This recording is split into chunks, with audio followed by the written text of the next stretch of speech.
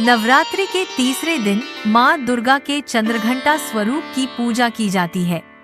माँ के इस रूप का नाम उनके मस्तक पर विराजमान अर्धचंद्राकार स्वर्ण घंटी से पड़ा। इस रूप में माँ का स्वरूप अत्यंत तेजस्वी, दिव्य और वीरता से पूर्ण है। माँ चंद्रघंटा के 10 हाथ हैं, जिनमें वे विभिन्न अस्त्र शस्त्र जैसे त्रिशूल, गदा, तलवार, कमल, धनुष, बाण धारण करती हैं। वे सिंह पर सवार रहती हैं। उनका स्वरूप शांत होते हुए भी शत्रुओं के लिए भयानक और विनाशकारी है। उनके माथे पर चमकती अर्धचंद्र घंटा की भांति दिखाई देती है, जो उनके नाम का आधार है। मान्यता है कि जब असुरों ने देवताओं पर अत्याचार बढ़ा दिए, तब माँ दुर्गा ने चंद्रघंटा का रूप धारण कर राक्षसों का संहार किया।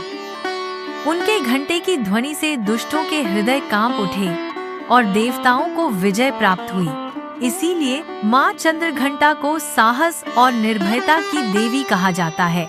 नवरात्रि के तीसरे दिन सुबह स्नान करके शुद्ध वस्त्र पहने। पूजा स्थल पर माँ दुर्गा की प्रतिमा या चित्र स्थापित करें। कलश स्थापना के साथ माँ चंद्रघंटा का ध्यान करें।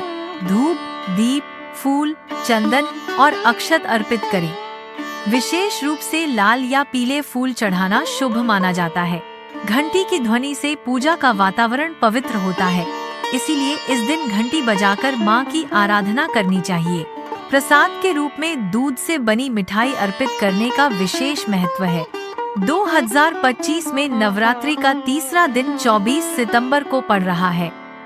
इस दिन पूजा का शुभ समय सुबह 9:11 बजे से 10:57 बजे तक रहेगा। इन मुहूर्तों में माँ चंद्रघंटा की आराधना करने से विशेष फल प्राप्त होगा। माँ चंद्रघंटा की पूजा से साधक को साहस, आत्मबल और निर्भयता प्राप्त होती है।